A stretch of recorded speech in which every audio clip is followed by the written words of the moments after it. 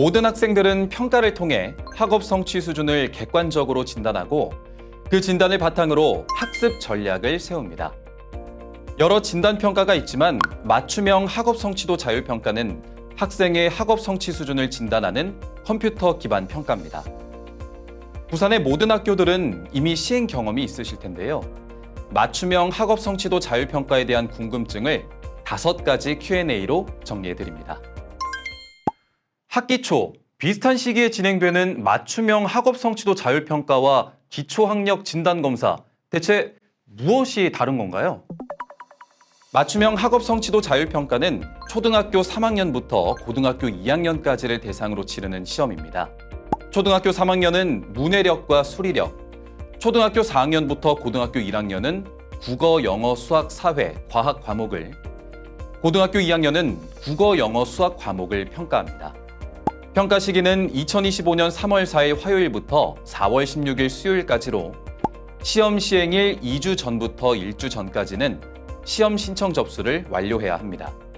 그런데 비슷한 시기에 동일한 대상에게 진행되는 시험이 하나 더 있는데요.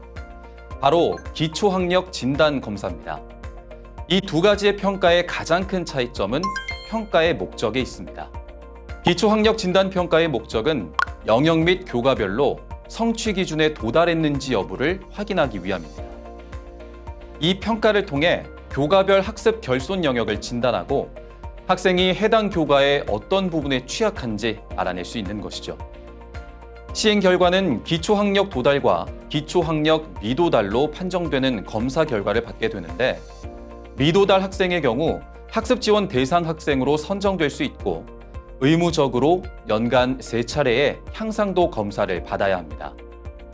이에 비해 맞춤형 학업 성취도 자율 평가는 전체 학생을 대상으로 교과별 학업 성취 수준을 총 4개 수준으로 나누어 분석하는 평가입니다.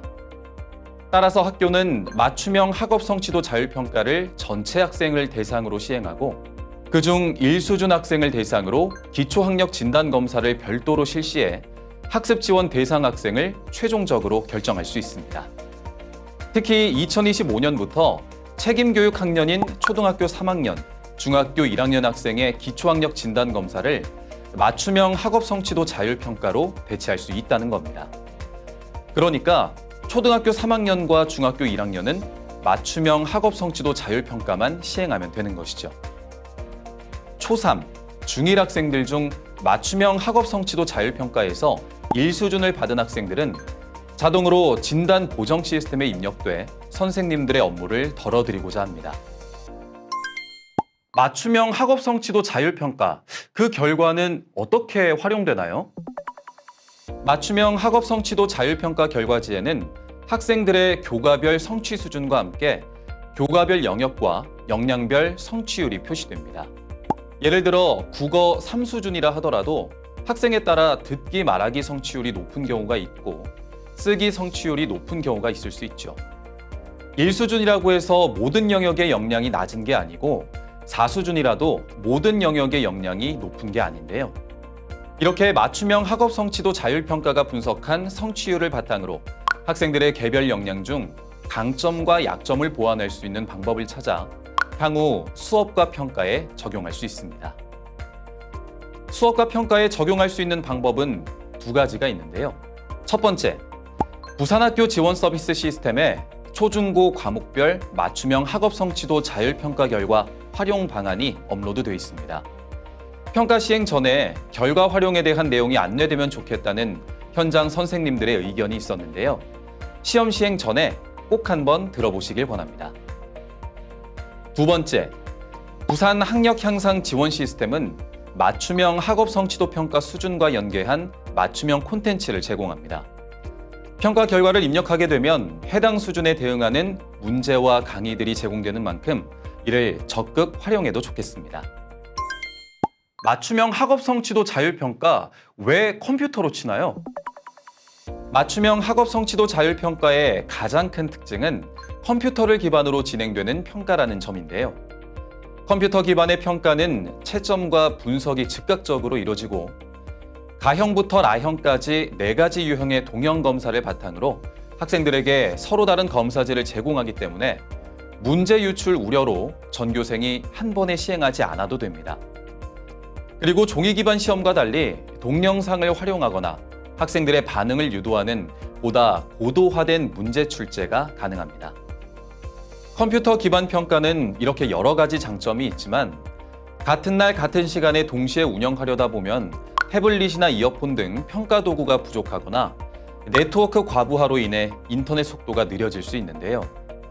맞춤형 자율평가는 학년별, 학반별, 과목별로 시험일을 다르게 할 수 있기 때문에 전학년 평가일을 하루로 정하시기보다는 수업 시간을 활용해 운영할 것을 권합니다. 평가 문항은 어디에 공개되고 학생들은 평가 결과를 어떻게 알 수 있나요? 컴퓨터 기반의 맞춤형 학업 성취도 자율평가는 다양한 동형 검사지가 필요하기 때문에 문제은행식으로 출제, 운영됩니다. 문제은행 기반 시험의 특성상 문항이 공개되면 다음 시험에 출제될 수 있는 문제가 유출될 수 있기 때문에 문항 공개는 하지 않습니다. 평가 결과지는 과목별 한 장으로 출력해 학생들에게 개별 제공하고 학생 또는 학부모와 상담을 할 때 자료로 활용할 수 있습니다. 맞춤형 학업 성취도 자율평가를 시행할 때 설문도 반드시 진행해야 하나요?